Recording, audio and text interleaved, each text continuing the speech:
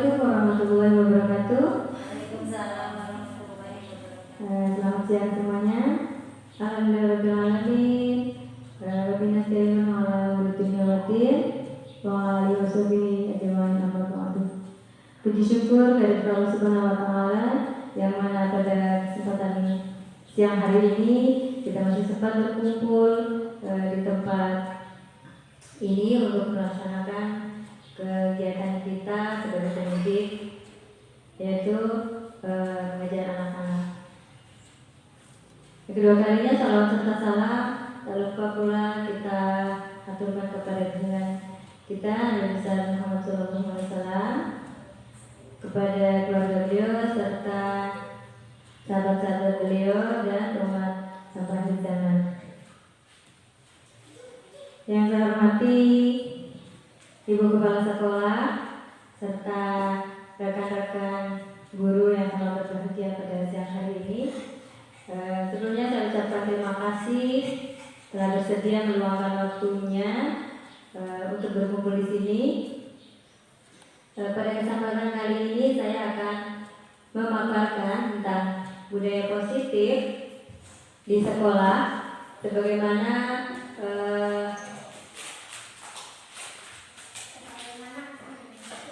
menjadi tugas saya sebagai calon guru penggerak, yaitu pada modul 1.2 aksi nyata tentang budaya positif di sekolah. Sebelum saya lanjut, saya ingin bertanya kepada rekan-rekan sekalian, menurut Ibu, apa itu budaya positif? Dari Ibu Siti Faria mungkin?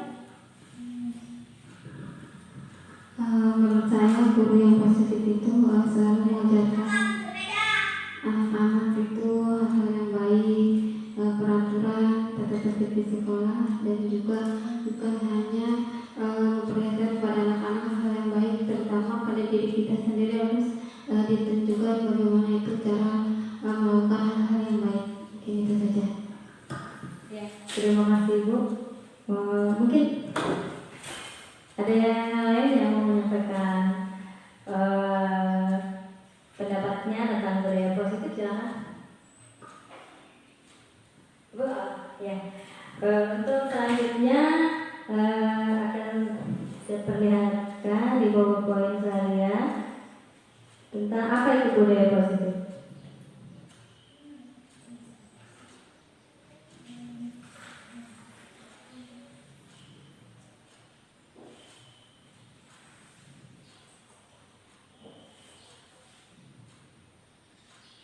Ya, mohon maaf, belum lagi.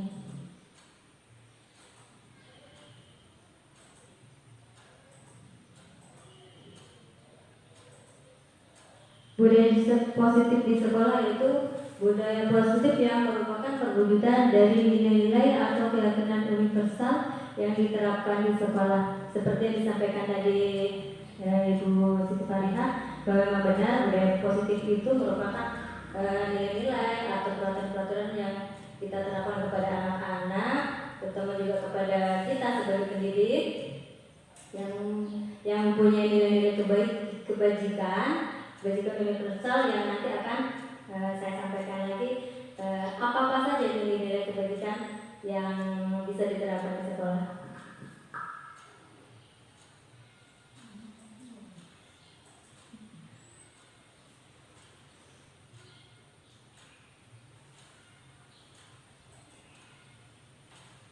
Nah, ada beberapa konsep untuk budaya positif yang kita terapkan di sekolah, antara lain yaitu perubahan paradigma belajar, disiplin positif, nilai-nilai kebajikan, motivasi perilaku manusia, keyakinan kelas, kebutuhan dasar manusia, posisi kontrol, dan segitiga restitusi. Perubahan paradigma belajar yaitu perubahan paradigma rancangan pembelajaran yang didasari pada prinsip pembelajaran yang berpihak pada murid sesuai kebutuhan dan tahap perkembangan peserta didik untuk mewujudkan pelajar sesuai dengan profil pelajar Pancasila. Kalau untuk pembelajaran yang berpihak pada murid, sebenarnya dalam kegiatan sehari-hari atau pembelajaran di sekolah itu kita semua itu tanpa sadar kita sebenarnya sudah melakukan pembelajaran sesuai dengan yang berpihak pada murid. Contohnya, ketika kita memberikan pembelajaran kepada anak-anak, kita tidak memaksakan mereka. Kita memberikan kebebasan kepada anak-anak untuk memilih pembelajaran sesuai dengan keinginan mereka, sesuai dengan minat, sesuai dengan bakatnya, tanpa memaksakan kehendak. Namun terkadang tanpa kita sadari juga, terkadang kita pernah memaksakan kehendak kita. Nanti berikutnya akan kita pelajari bagaimana itu sebagai kontrol kita sebagai guru, dan kontrol kita sebagai orang tua, sebagai guru juga akan kita pelajari. Selanjutnya,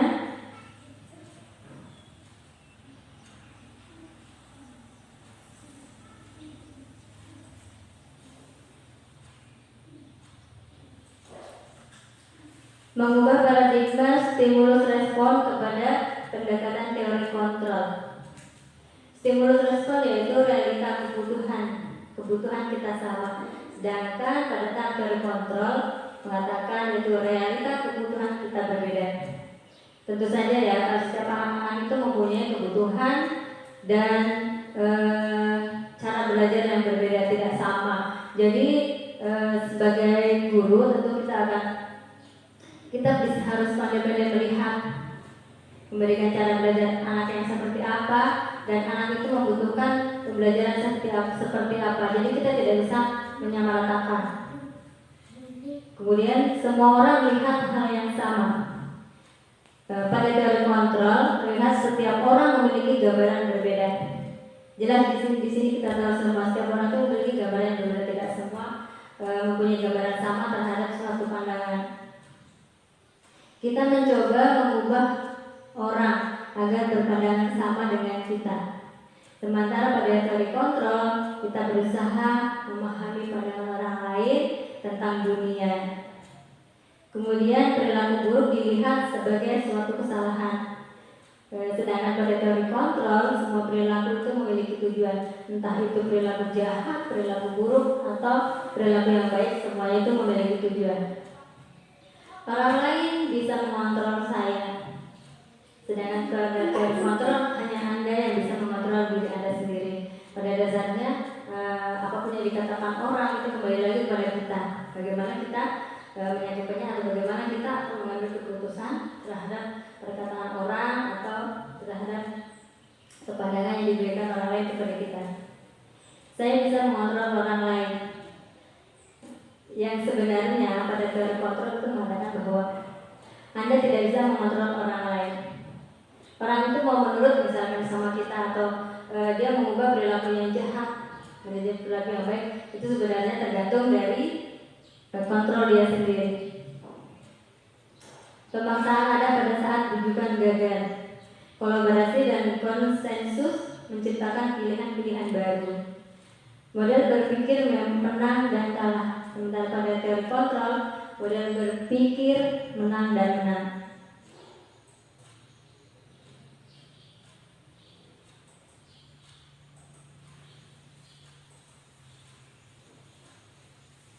Selanjutnya, konsep yang kedua yaitu disiplin positif.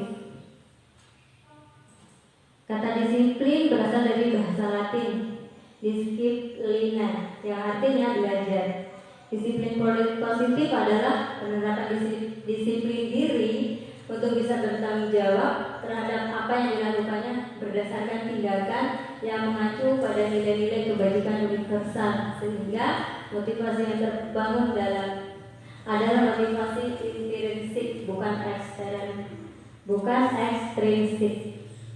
Nah, pada kata disiplin itu yang kita pahami tentu pada diri kita sendiri. Kalau ada disiplin itu terkadang kita mematuhi bukan karena kita dari hati, tapi karena misalkan malu sama teman, atau malu sama atasan, atau karena ingin mendapat pujian atau apa. Nah, itu adalah motivasi yang bukan dari diri sendiri, tetapi karena motivasi dari luar. Kalau motivasi yang ada pada diri sendiri itu kita meletakkan tanggung jawab itu pada diri kita, keluar dari hadapan hati kita untuk melakukan disiplin itu.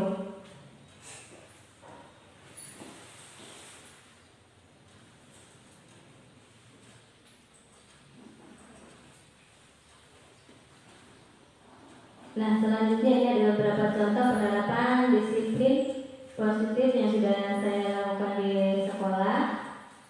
Ini ada pada saat anak-anak berbaris ketika mau masuk sekolah, mereka sudah saya ajarkan untuk biasakan mengantri satu-satu untuk masuk ke dalam kelas. Nah, pada gambaran berikutnya ini adalah ketika mereka akan keluar kelas. Saya juga mengajarkan untuk mereka mengantri agar tidak berebutan.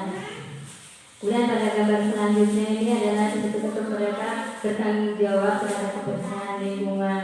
Jadi budaya-budaya yang perlu kita tanamkan di sekolah agar selanjutnya anak-anak itu terbiasa tidak hanya di dalam sekolah atau di lingkungan sekolah saja. Ketika mereka nanti keluar dari lingkungan sekolah, mereka pun akan terbiasa melakukan hal ini.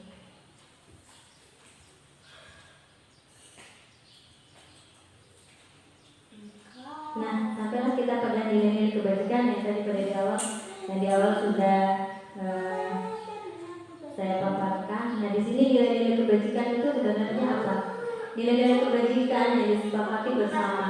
Nilai kebajikan itu yang nilai-nilai kebaikan. Lepas dari suku bangsa, agama, bahasa maupun latar belakangnya.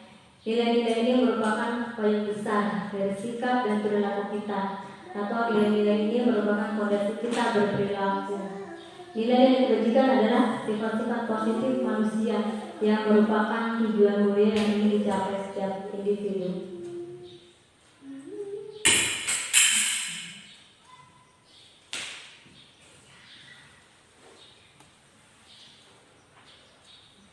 Beberapa contoh dari nilai-nilai kebajikan. Yang pertama ada di sini profil pelajar Pancasila. Yang terkandung di dalam profil pelajar Pancasila yaitu beriman, bertakwa kepada Tuhan Yang Maha Esa dan berakhlak mulia. Kemudian mandiri, benar kritis, berkebinekaan global dan bergotong royong. Yang terakhir adalah kreatif. Itu adalah nilai-nilai profil pelajar Pancasila yang saat ini sedang diprogramkan oleh pemerintah untuk diterapkan di sekolah-sekolah yang ada. Pada pendidikan guru penggerak ini saya juga baru mempelajari tentang nilai kebajikan, tentang profil pelajar Pancasila. Itu juga saya masih dalam tahap belajar. Saya bukan menggurui di sini, hanya sama-sama menyampaikan dan kita belajar bersama. Kemudian yang berikutnya ada primary youth program. Sikap murid yang seharusnya yaitu adalah toleransi, ada rasa tanggung jawab, integritas, mandiri, menghargai, antusias, empati, keingintahuan, kreatif, kerjasama, percaya diri, dan komitmen. Semua nilai-nilai ini sangat mulia, sangat bagus, dan seharusnya nilai-nilai ini kita ajarkan kepada murid-murid kita semua di sekolah. Kemudian lagi ada di situ 9 pilar karakter Indonesia. Yang pertama adalah cinta Tuhan dan segenap ciptaannya. Dan saya rasa kita semua sudah mengajarkan hal ini kepada anak-anak pada praktek kita mengajar di sekolah. Kemudian kemandirian dan tanggung jawab. Ini juga pasti sudah kita ajarkan semua kepada anak-anak. Kemudian kejujuran, diplomatis, hormat dan santun, dermawan, suka menolong dan gotong royong. Kemudian percaya diri, kreatif, dan pekerja keras. Kepemimpinan dan keadilan, baik dan rendah hati. Kemudian toleransi, kedamaian, dan kesatuan. Nah, setelah rekan-rekan membaca semua, kalau saya mendengarkan pemaparan saya rasa semuanya ini sudah pernah dilakukan untuk murid-murid. Dan artinya kita ini sebenarnya sudah memberikan contoh dari kebaikan kepada anak-anak. Hanya kita sebenarnya belum memahami apa itu sebenarnya nilai kebaikan. Jadi di sini saya rasa semuanya itu sudah pernah dilakukan kepada anak-anak tanpa kita sadari.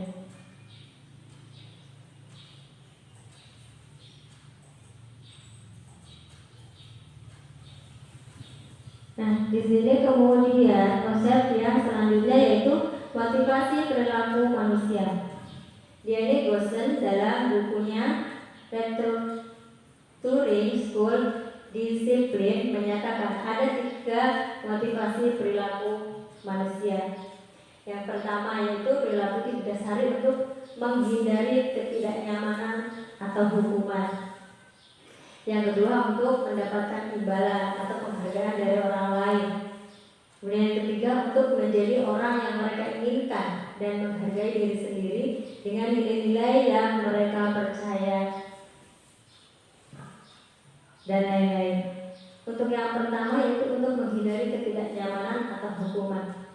Nah, jadi motivasi di sini seseorang itu melakukan misalkan kedisiplinan bukan dari hatinya dia. Jadi dia itu menghindari ketidaknyamanan atau hukuman. Karena misalkan ini, kalau dia melanggar, dia akan mendapat hukuman atau konsekuensi dari perilaku yang dilakukannya. Nah, disitulah timbul rasa tidak nyaman. Makanya dia melakukan kedisiplinan karena untuk menghindari hukuman dan ketidaknyamanan tersebut. Kemudian yang kedua untuk mendapatkan imbalan atau penghargaan dari orang lain. Nah, biasanya ada itu seorang melakukan itu karena dia ingin, saya ingin dipuji, saya ingin dihargai, saya ingin mendapatkan imbalan. Ketika saya disiplin terus misalkan, maka akan dapat pujian dari atasan, mungkin dari rekan yang lain.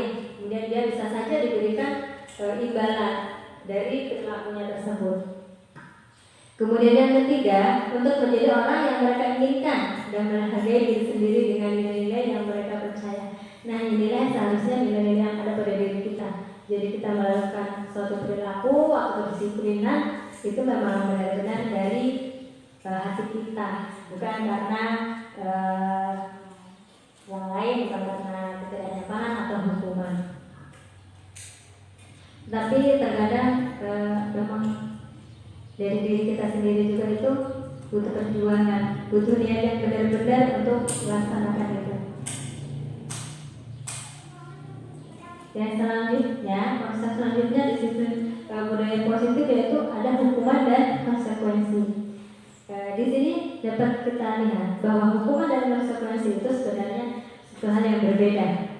Jika hukuman itu bersifat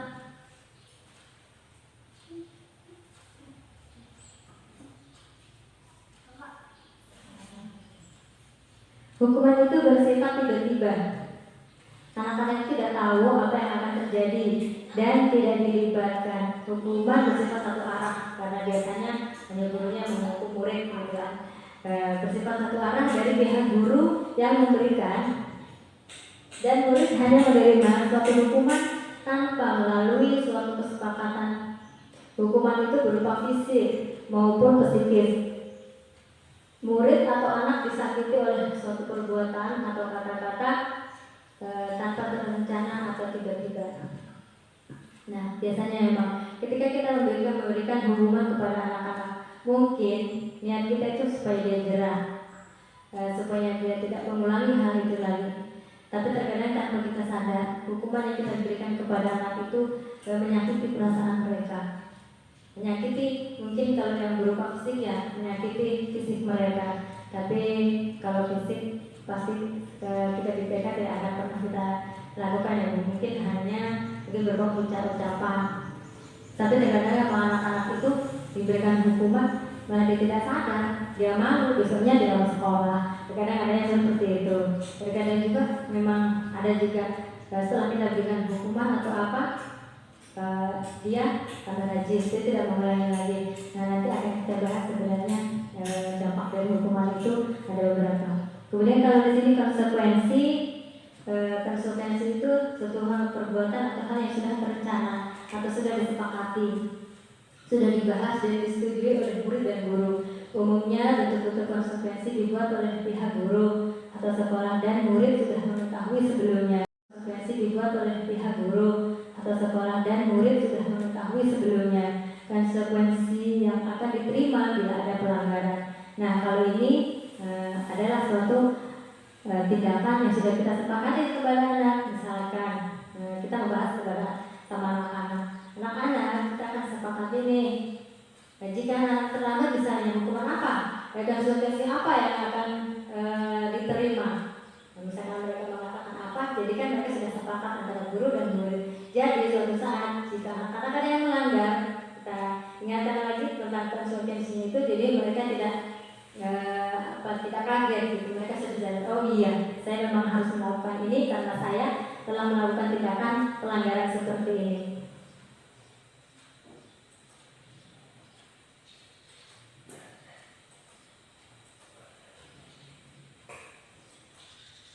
Yang selanjutnya adalah dihukum oleh penghargaan. Nah, di sini akan kita bahas. Ternyata penghargaan atau biasanya kita kasih apa yang bilang kepada anak-anak itu ada dampak yang ditimbulkan. Di sini adalah kasus mengemukakan baik penghargaan maupun hukuman adalah cara-cara mengontrol perilaku seseorang yang menghancurkan potensi untuk pembelajaran yang sesungguhnya.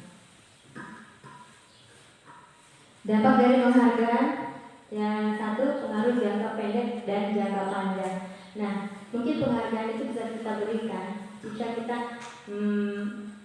menganggarkan, itu maksudnya memberi pengaruh untuk jangka pendeknya saja. Mungkin misalnya ketika anak-anak mampu mengerjakan sesuatu, kita kasih mungkin gula-gula atau apa. Nah, mungkin sesekali kalau hal itu mungkin bisa kita lakukan. Tapi kalau untuk jangka panjangnya, pasti akan berdampak sama anak-anak. Dia akan melakukan sesuatu hal dengan mengharapkan, oh saya mau begini karena sama guru dikasih imbalan, pasti nanti dikasih imbalan lagi. Nah, ya itu pengaruhnya. Kemudian lagi yang kedua, penghargaan tidak efektif. Kenapa tidak efektif? Anak-anak mungkin melakukan sesuatu itu ya tadi itu karena dia melakukan ada imbalannya, ada penghargaannya. Jadi tidak ada niatnya dari dalam diri sendiri. Kemudian yang selanjutnya adalah penghargaan menurunkan kualitas. Nah, kualitas di sini dia tidak ada lagi daya kreatifnya, tidak ada lagi daya untuk semangatnya melakukan lebih, untuk melakukan hal yang lebih karena saya begini saja sudah dapat penghargaan dari guru apa. Jadi saya malas melakukan yang baik lagi. Nah, gitu. Kemudian lagi yang selanjutnya adalah penghargaan merusak hubungan. Nah, ini betul rekan semua sudah memahami ini. Jika misalkan ada anak yang juara satu, kita kasih dia penghargaan. Kita kasih apa? Yang tidak juara kita tidak kasih. Nah, di sini timbullah mereka kayak rasa jengkelnya sama yang juara satu itu. Jadi hubungan antara mereka itu jadi tidak baik karena terlihat perbedaannya. Kemudian yang selanjutnya adalah penghargaan mengurangi ketepatan. Nah, di sini adalah maksudnya tidak tepat kita memberikan penghargaan kepada siswa-siswa saja yang berprestasi. Kemudian selanjutnya penghargaan memperhatikan kreativitas. Nah, ini seperti yang saya hampir mirip dengan menurunkan kualitas, ya dia tidak kreatif. Jadi hanya itu saja yang dia kerjakan. Tidak kreatif, apalagi yang yang tidak dapat penghargaan, mungkin dia ingin mencapai yang lebih, yang sudah dapat penghargaan, dia malah nyantai-nyantai, tidak ada kreativitas yang barunya lagi gitu. Kemudian penghargaan itu menghukum. Penghargaan menghukum di situ, penghargaan menghukum ya, dia seperti kayak dikasih itu sudah berhenti tidak melakukan apa-apa, kayak dia dihukum saja begitu. Kemudian motivasi dari dalam diri. Dengan dikasih penghargaan, motivasi dalam dirinya dia untuk berkarya, untuk melakukan hal-hal yang lebih dari itu tidak ada. Yaitu berarti motivasi dalam dirinya hanya ingin karena penghargaan saja, bukan karena dia melakukan hal-hal itu dari dalam hatinya.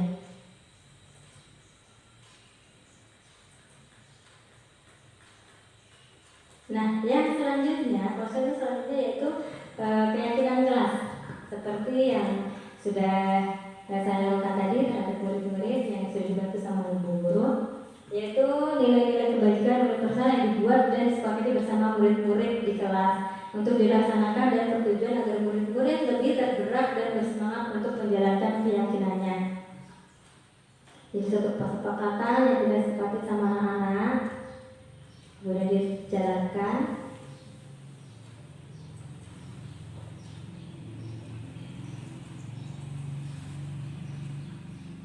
Yang selanjutnya adalah kebutuhan dasar manusia. Kebutuhan dasar manusia itu ada 5. Yang pertama untuk bertahan hidup. Bertahan hidup di sini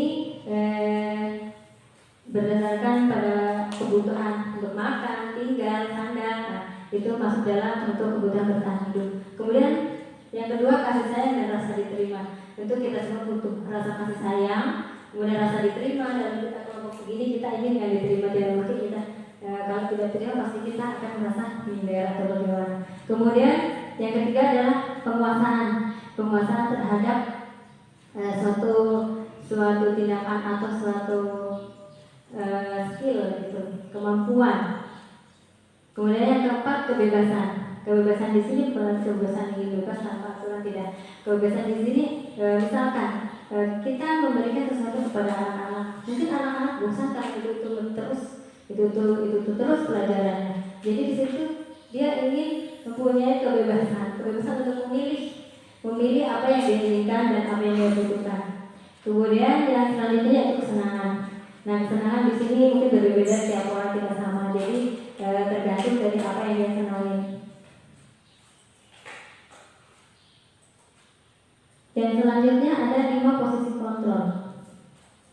5 posisi kontrol di sini yaitu pertama sebagai penghukum, kemudian membuat merasa bersalah, sebagai teman, sebagai pemantau dan sebagai manajer. Untuk posisi sebagai penghukum di sini guru bertindak sebagai penghukum, itu kita paham juga tahu. Sebagai penghukum ini selalu menghukum anak terhadap apa yang telah dia langgar. Kemudian membuat merasa bersalah. Membuat merasa bersalah ini menimbulkan ketidaknyamanan antara di hati anak-anak dan menciptakan keheningan. Dia merasa anak-anak itu dalam hatinya dia merasa bersalah. Kemudian sebagai teman, nah kalau sebagai teman ini tentu kita memerlukan anak-anak itu kayak teman kita ajak ngobrol, kita bicara dalam lembut, tidak jalan. Kemudian sebagai pemantau tentu kita memantau itu mengawasi anak-anak dan bertanggung jawab terhadap apa yang kita awasi. Kemudian sebagai manajer. Nah, dari 5 posisi kontrol ini sebagai manajer lah yang seharusnya ada pada diri kita. Karena sebagai manajer ini kita ini memberikan kolaborasi kepada anak-anak. Kita mendukung anak untuk menemukan solusi dari permasalahan yang dia hadapi. Jadi tidak menghakimi, tidak menyalahkan, tetapi kita membantu anak untuk menemukan solusinya agar dia bisa menemukan dan tidak mengulangi kesalahan yang sama.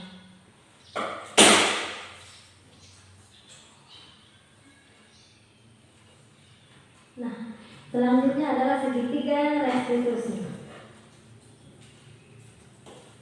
Restitusi adalah proses menciptakan kondisi bagi murid untuk memperbaiki kesalahan mereka sehingga mereka bisa kembali pada kelompok mereka dengan karakter yang lebih kuat. Restitusi juga merupakan proses kolaboratif yang mengajarkan murid untuk mencari solusi untuk masalah mereka dan membantu murid berpikir tentang orang seperti apa yang mereka inginkan dan bagaimana mereka harus memperlakukan orang lain.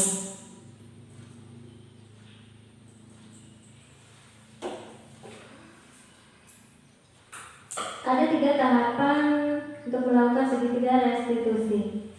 Yang pertama yaitu menstabilkan identitas. Yang kedua, validasi tindakan yang salah. Yang ketiga, menanyakan keyakinan.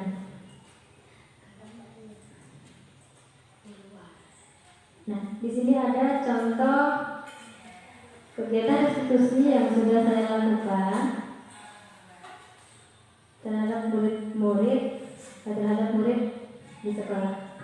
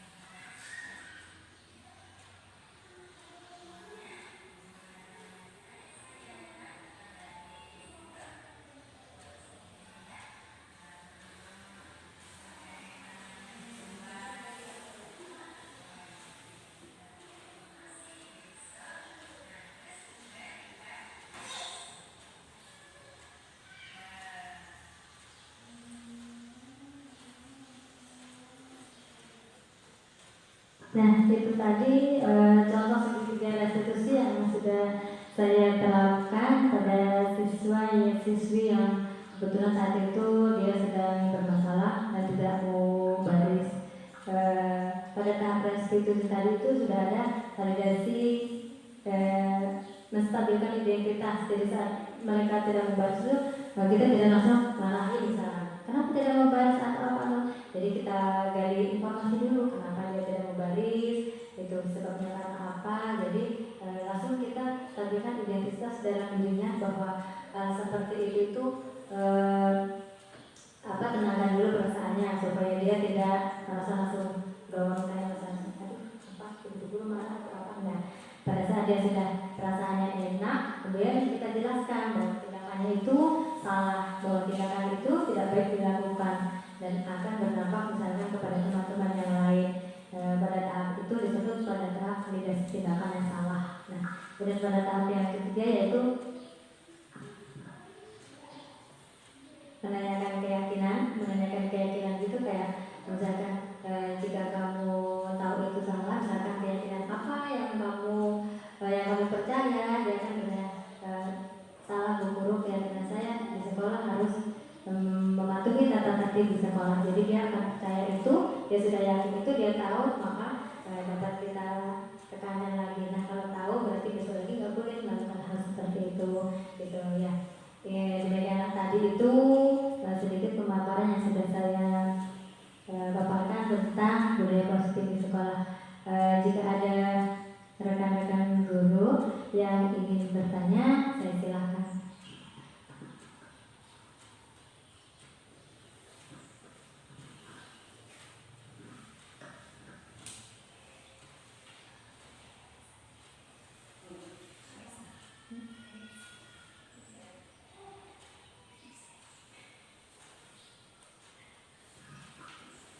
Baik, terima kasih. Assalamualaikum warahmatullahi wabarakatuh. Yang saya mau tanyakan, setelah tadi Ibu Guru Puji menerangkan apa tadi itu, ya, kira-kira ada perubahan tidak kepada peserta didik yang dari sebelumnya dia tidak mau berbaris, terus setelah melalui pendekatan, kira-kira seperti apa visualnya perubahan apa yang terjadi setelah Anda melakukan pendekatan? Terima kasih. Ya, terima kasih dari Ibu Kades. Untuk perubahan yang signifikan, perubahan yang memang belum semaksimal mungkin. Kalau ada perubahan dari tingkah laku, dia sudah mulai ada. Misalkan dia tidak terlalu ngamekan, tadinya anaknya suka ngamekan, sudah diajak ngomong. Kalau untuk dia mau berbaris, memang dia belum mengikutinya karena entah ini perlu jadi kayak lagi buat saya. Sebenarnya ini anak apa yang menjadi sebab dia kenapa tidak tiap pagi di sekolah dia tidak mau baris, padahal sudah berbagai cara kita lakukan, dan namun ini anak masih tetap pada perilaku yang sebelumnya. Tapi untuk peningkatan yang ada pada dia, ya ternyata dia juga nggak mau nulis atau masih terlalu ngambek, barang-barangnya tidak mau perhatikan barang-barang yang ada sama dia, dan sudah mulai ada perkembangannya. Dia sudah mulai urus barang-barangnya sendiri, seperti bukunya yang berantakan, sama dimasukkan lagi ke tas, alat tulisnya, baknya atau apa. Kalau komunikasi sama teman-teman dia bagus, menulis pun sudah tidak marah-marah. Tadinya kan memang semuanya dihampur, dia tidak pernah menulis. Baris juga pasti ngamekan, juga ditungguin terus. Mungkin memang masih perlu penanganan lagi terhadap silakan dari rekan-rekan guru, jika ada yang ditanyakan lagi, kami silakan. Assalamualaikum warahmatullahi wabarakatuh. Terima kasih kesempatannya. Saya ingin bertanya,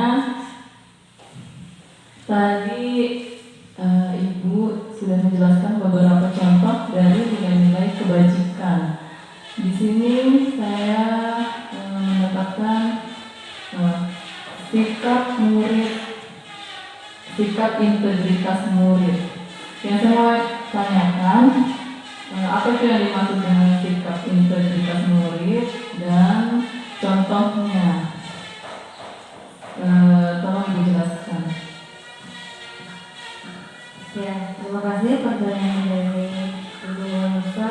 Di sini saya mengumpulkan pemahaman atau pendapat saya tentang integritas. Kalau saya, integritas yaitu suatu sifat atau keadaan yang menunjukkan kesatuan, yang mempunyai potensi dan kemampuan yang memancarkan perubahan dan kebijakan. Atau bisa di dalam kata lain, integritas itu suatu kayak prinsip perilaku atau sudut pandang yang dimiliki oleh seseorang dan mempunyai satu kesatuan. Kalau integritas yang dimiliki oleh murid, yang seperti yang kita tahu, murid itu tugasnya dia adalah belajar. Tanggung jawabnya dia belajar untuk belajar di sekolah ataupun di rumah. Nah, untuk integritas murid yaitu jadi di sini murid itu harus mempunyai tanggung jawab, komitmen dalam pembelajarannya. Jadi tanggung jawab dan komitmen itu harus menjadi satu kesatuan yang dia lakukan agar pencapaiannya menjadi maksimal. Jadi tanggung jawab itu sudah sebagai murid tidak hanya belajar saja, mungkin kalau di sekolah dia bertanggung jawab mengikuti segala peraturan di sekolah. Tanggung jawab menyelesaikan segala tugas-tugasnya di sekolah. Kemudian dia mempunyai komitmen ketika dia bersekolah dari dalam dirinya. Ada maksud saya, ketika saya sudah bersekolah berarti saya harus melakukan segala tanggung jawab saya sebagai murid. Jadi di sekolah tanggung jawabnya dia juga di sekolah, menjaga lingkungan, menyelesaikan tugas-tugas yang diberikan guru, gitu ya tanggung jawabnya dia. Nah, ketika juga dia di rumah, dia juga punya tanggung jawab yang harus dia laksanakan ketika dia di rumah. Misalkan dia menyelesaikan pekerjaan PR-nya dari sekolah. Nah, mungkin punya kewajiban atau tanggung jawab di rumah, misalkan mencuci baju sendiri atau bersihkan kamar sendiri, menata lagi barang-barangnya setelah digunakan dan lain sebagainya. Jadi menurut saya integritas murid dan contohnya tentang integritas murid seperti itu. Bagaimana kalau menurut Ibu, apakah bisa dipahami? Ya, terima kasih atas jawabannya Ibu. Ya, saya mulai ini ya. Kalau apa namanya mandiri itu apa bisa termasuk integritas, Bu?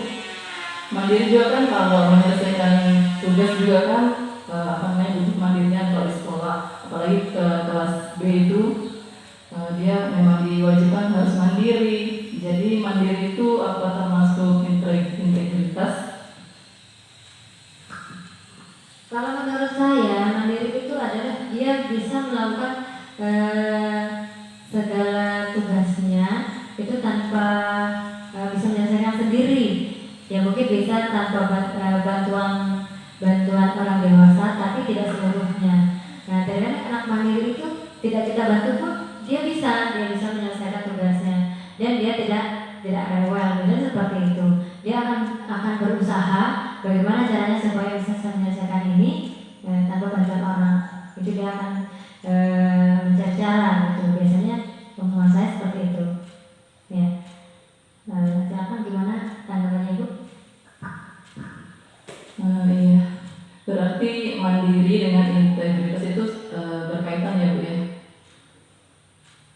Iya, sudah, terima kasih banyak Ibu atas jawabannya. Ya, terima kasih. Mungkin masih ada lagi dari rekan yang lain untuk bertanya, masih ada waktu, kami persilakan.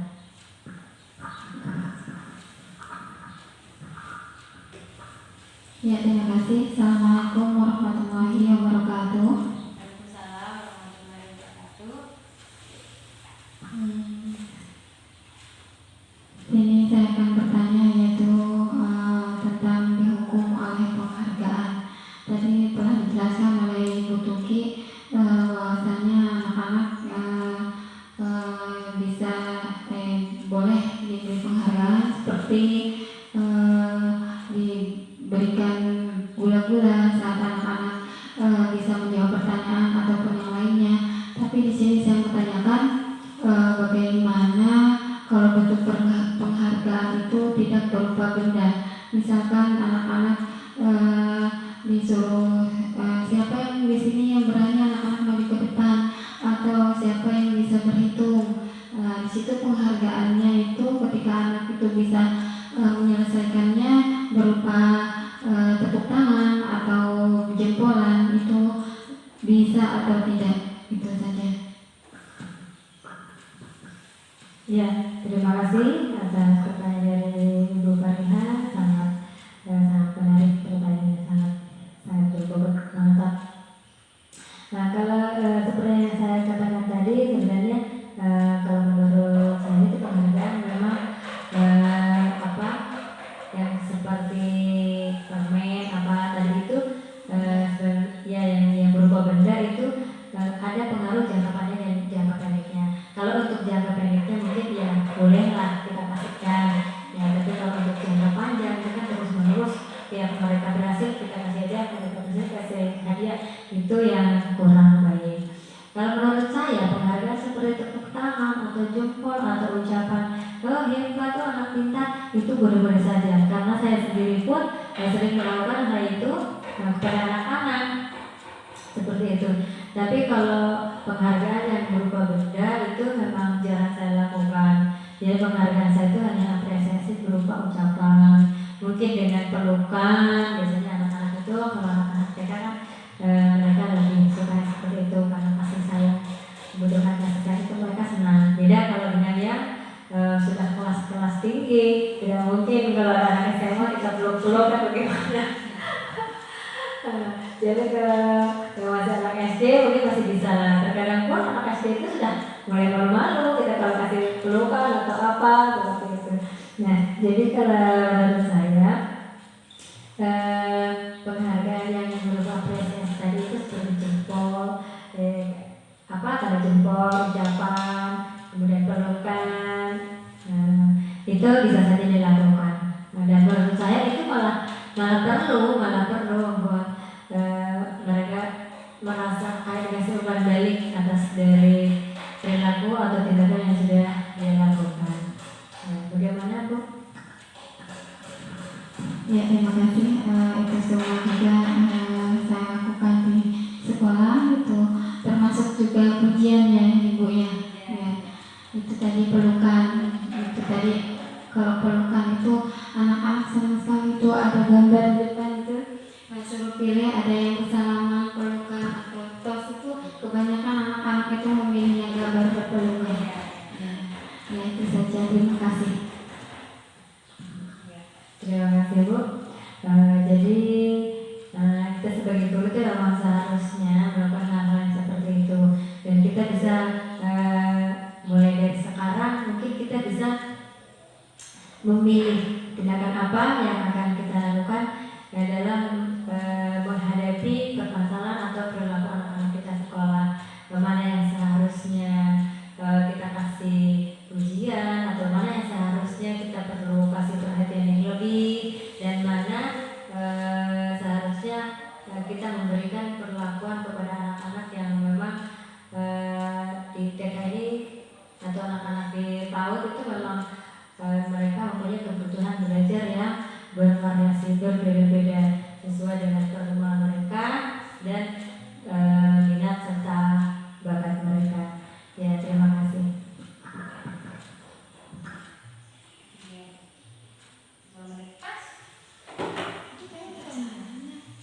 Coba itu di situ berapa menit? Iya kan di 10 menit pas. Oh iya. Dah lebih di 1 menit. Daripada saya Warahmatullahi wabarakatuh. Ya, terima Tadi Ibu sudah menjelaskan beberapa contoh dari nilai-nilai kebajikan. Di sini saya mendapatkan sikap murid, sikap integritas murid. Yang saya mau tanyakan, apa itu yang dimaksud dengan sikap integritas murid dan contohnya? Tolong Ibu jelaskan. Ya, terima kasih pertanyaan dari Ibu Nusa. Di sini saya mengomongkan pemahaman atau pendapat saya tentang integritas. Kalau saya, integritas yaitu suatu sifat atau keadaan yang menunjukkan kesatuan, yang mempunyai potensi dan kemampuan yang memancarkan perubahan dan kebijakan. Atau bisa di dalam kata lain, integritas itu suatu kayak prinsip perilaku atau sudut pandang yang dimiliki oleh seseorang dan mempunyai satu kesatuan. Kalau integritas yang dimiliki oleh murid, dan seperti yang kita tahu, murid itu tugasnya dia adalah belajar. Tanggung jawabnya dia belajar untuk belajar di sekolah ataupun di rumah. Nah, untuk integritas murid yaitu jadi di sini murid itu harus mempunyai tanggung jawab, komitmen dalam pembelajarannya. Jadi tanggung jawab dan komitmen itu harus menjadi satu kesatuan yang dia lakukan agar pencapaiannya menjadi maksimal. Jadi tanggung jawab itu sudah sebagai murid tidak hanya belajar saja. Mungkin kalau di sekolah dia bertanggung jawab mengikuti segala peraturan di sekolah. Tanggung jawab menyelesaikan segala tugas-tugasnya di sekolah. Kemudian dia mempunyai komitmen ketika dia bersekolah dalam dirinya.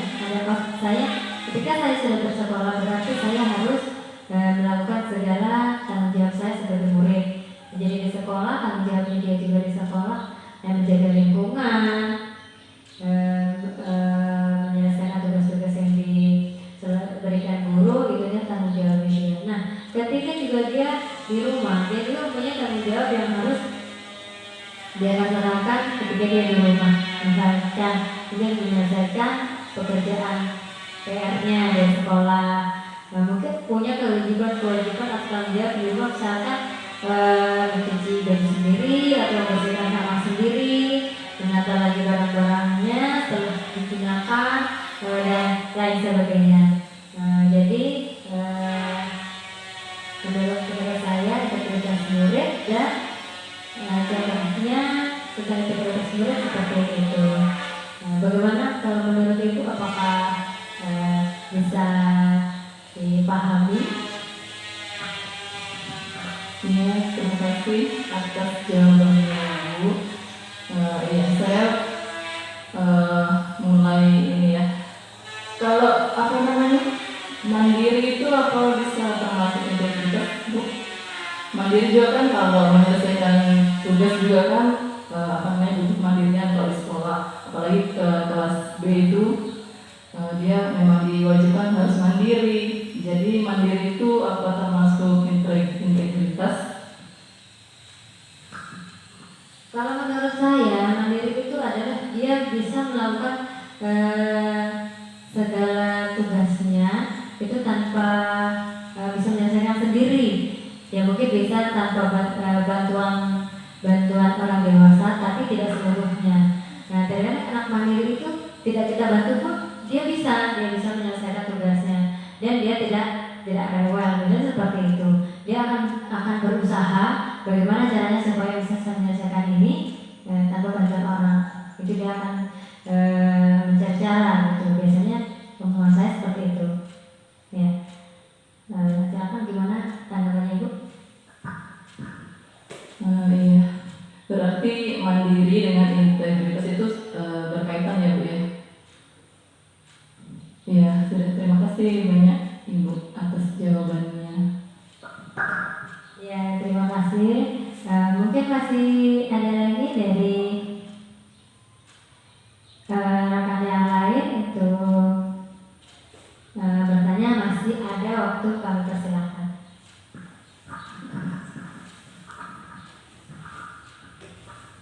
Ya, terima kasih. Assalamualaikum warahmatullahi wabarakatuh. Waalaikumsalam warahmatullahi wabarakatuh. Ini saya akan bertanya yaitu tentang dihukum oleh penghargaan. Tadi telah dijelaskan oleh Ibu Tuki bahwasanya anak-anak bisa boleh diberi penghargaan seperti diberikan gula-gula saat anak-anak bisa menjawab pertanyaan ataupun yang lainnya. Tapi di sini saya bertanyakan bagaimana kalau bentuk penghargaan itu tidak berupa benda. Misalkan anak-anak disuruh siapa yang di sini yang berani anak-anak maju ke depan, atau siapa yang bisa berhitung. Di situ penghargaannya itu ketika anak itu bisa menyelesaikannya berupa tepuk tangan atau jempolan, itu bisa atau tidak. Itu saja. Ya, terima kasih atas pertanyaan dari Ibu Fariha. Sangat menarik pertanyaannya, sangat berbobot, mantap. Nah, kalau seperti yang saya katakan tadi, sebenarnya kalau menurut saya itu penghargaan memang yang seperti permen tadi itu ya yang berupa benda itu ada pengaruh jangka panjang dan jangka pendeknya. Kalau untuk jangka pendeknya mungkin ya bolehlah kita kasihkan ya, tapi kalau untuk jangka panjang itu kan terus menerus tiap mereka berhasil kita kasih hadiah, mereka berhasil kasih hadiah, itu yang kurang baik. Kalau menurut saya penghargaan seperti tepuk tangan atau jempol atau ucapan hebat tuh anak pintar, itu boleh-boleh saja, karena saya sendiri pun sering melakukan hal itu kepada anak-anak seperti itu. Tapi kalau penghargaan yang berupa benda itu memang jarang saya lakukan. Jadi penghargaan saya itu hanya apresiasi berupa ucapan, mungkin dengan pelukan. Biasanya anak-anak itu kalau anak-anak TK kan mereka lebih suka seperti itu karena kasih sayang, membutuhkan kasih sayang itu mereka senang. Beda kalau dengan yang sudah kelas-kelas tinggi, tidak mungkin kalau anak-anak SMA kita peluk-peluk kan bagaimana. Jadi kalau masih anak SD mungkin masih bisa. Terkadang pun anak SD itu sudah mulai malu-malu kita kalau kasih pelukan atau apa seperti itu. Nah, jadi kalau menurut saya penghargaan yang berupa apresiasi tadi itu seperti jempol, tanda jempol, ucapan, kemudian pelukan, itu bisa saja dilakukan. Dan menurut saya itu malah perlu buat mereka merasa kayak dikasih umpan balik atas dari perilaku atau tindakan yang sudah dia lakukan. Bagaimana Bu? Ya, terima kasih. Itu semua juga saya lakukan di sekolah, itu termasuk juga pujian ya Ibu ya.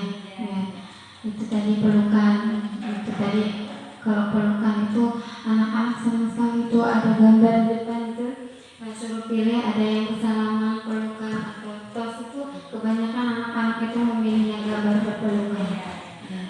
Ya, itu saja. Terima kasih. Terima kasih Bu. Jadi kita sebagai guru itu memang seharusnya melakukan hal-hal yang seperti itu, dan kita bisa mulai dari sekarang mungkin kita bisa memilih tindakan apa yang akan kita lakukan dalam menghadapi permasalahan atau perilaku anak-anak kita sekolah.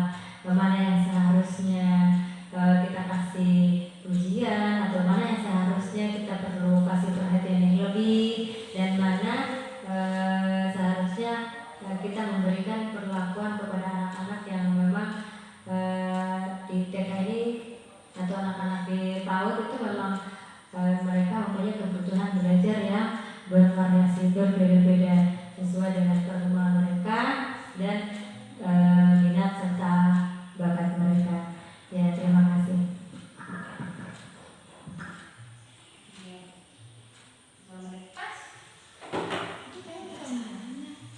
Coba itu di situ berapa menit? Ini yang satu ya, terima kasih. Dalam melihat permasalahan-permasalahan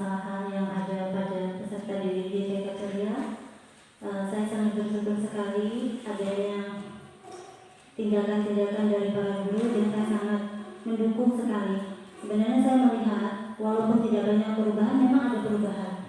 Kalau saya lihat peserta didik tadi yang bernama Nasya itu setelah ibu guru pergi mengadakan pendekatan, perubahannya itu ternyata Nasya butuh perhatian. Setelah Nasya ditanya apa masalahnya, didekatin, dia merasa kayak ada perhatian, ada kasih sayang, dan setelah itu dia mempunyai semangat untuk masuk sekolah, sudah mulai berani, bahkan dia agak mandiri. Sebenarnya ini bukan hanya tugas dari ibu Tugi atau para guru, tentunya kita semua yang ada di TK Ceria. Mudah-mudahan kedepannya bisa lebih baik.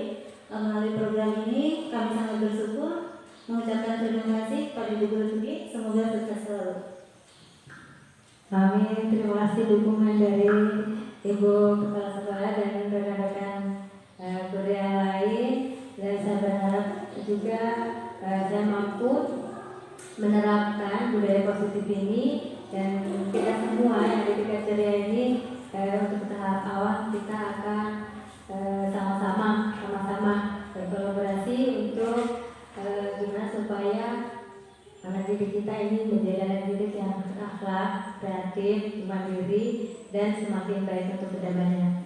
Terima kasih, amin. Terus selanjutnya saya ucapkan terima kasih telah mengikuti kegiatan saya pada siang hari ini dengan cukup lancar berjalannya, alhamdulillah. Dan saya akhiri, wabillahi hidayah. Wassalamualaikum warahmatullahi wabarakatuh.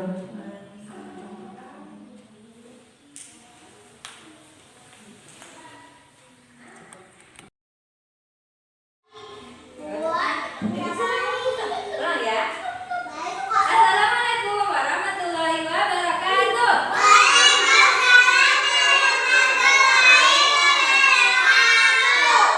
kabarnya hari ini? Alhamdulillah. Masih semangat? Masih semangat belajar? Sudah makan tadi? Belum.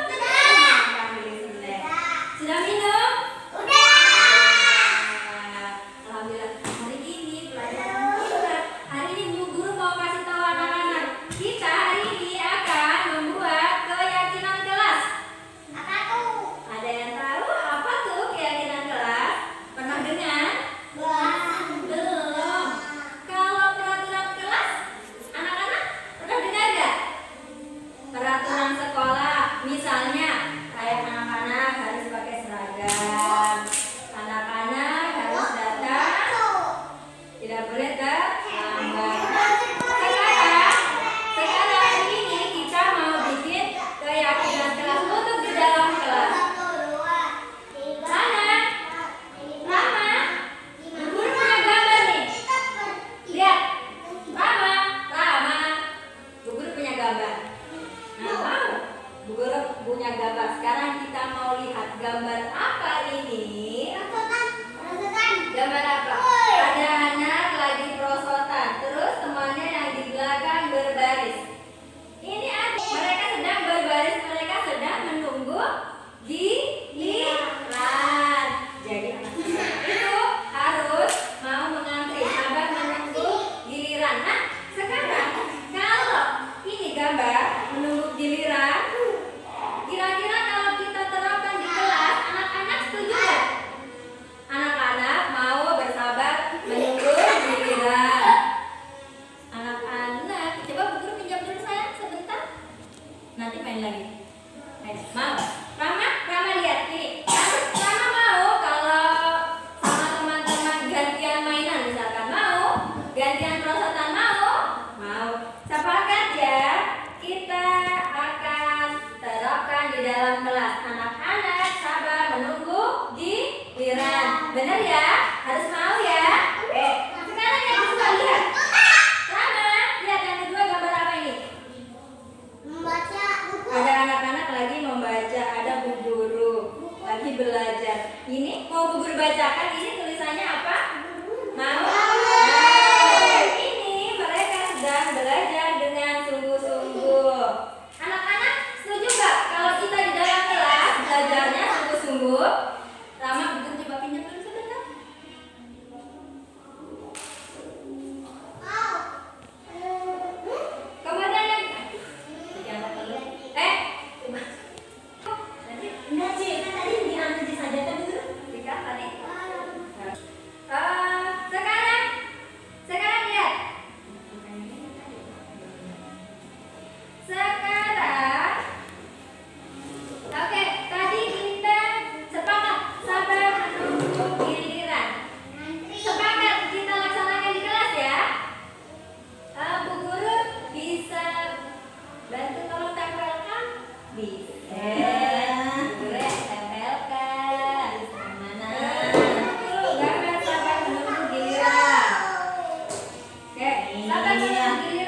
Setuju ya.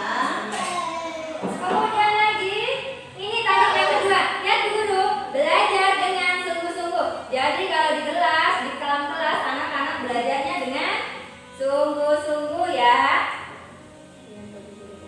Oke, kita sepakat. Di sini.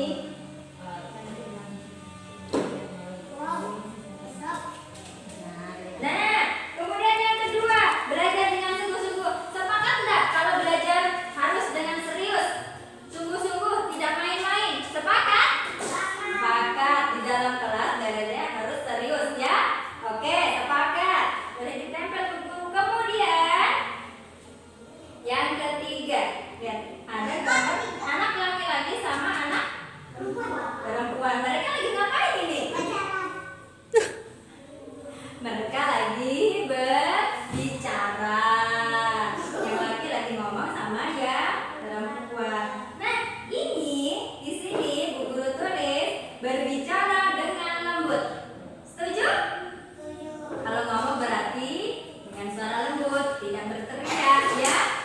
Ngomongnya pelan-pelan, suaranya lembut. Kalau misalkan panggil Keisha, Keisha, itu jangan teriak. Nanti kalau lihat tenggorokannya sakit. Setuju? Bicaranya dengan lembut. Nice ya, ayo duduk saya. Setuju ya?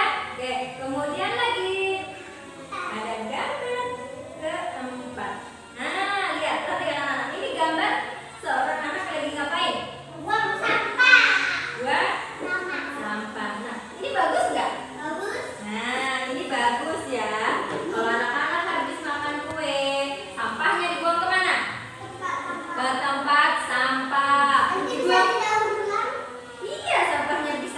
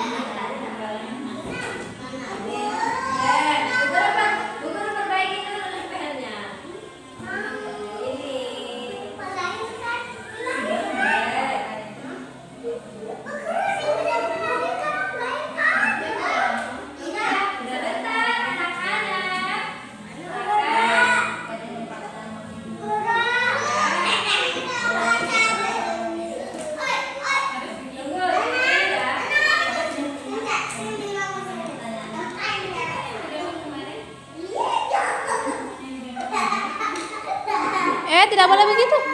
Itu ngapain itu tadi? Ayo, sekarang satu-satu dulu panggil dulu. Sabar, sabar. Sabar, nanti aku panggil satu-satu ya. Satu-satu. Ayo sabar, sabar. Guru panggil dulu. Dari mau mana? Ayo yang lain sabar. Katanya tadi mau ngantri. Mana mau pilih warna apa? Sembarang. Tangannya begini kan, nanti dilap, nanti dikasih sama guru. Oke, ayo pilih warna apa? Merah, ayo. Tempel tangannya begini. Oke.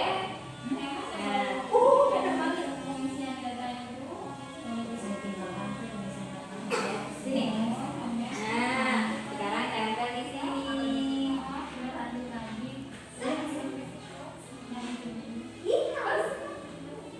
Nah, sudah. Sekarang nih, lap begini. Kemudian Rama. Rama mau warna apa? Ayo, beri masuk dulu. Jangan lapor di baju ya. Ayo Rama mau warna apa? Ayo coba. Ayo, ginikan tangannya. Nih. Oh. Yuk, diri sisi bang. Jangan lap di baju.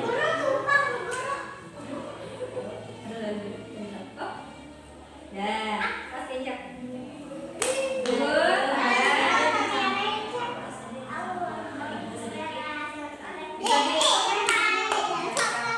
Biar gak semuanya. Sekarang ayo, Al, warna apa? Ya, ya, kopi. Sebentar, antri yang lain ya. Dah, jadi. Ya, berdiri.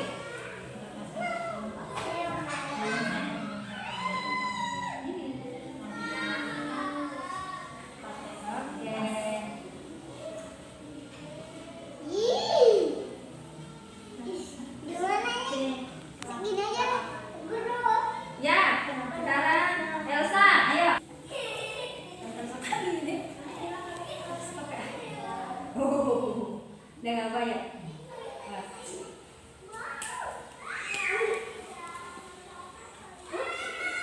Oke, sudah. Nah, bilang. Ada sunlight loh di Bu Guru ya, ada sunlight. Oke. Nah, nih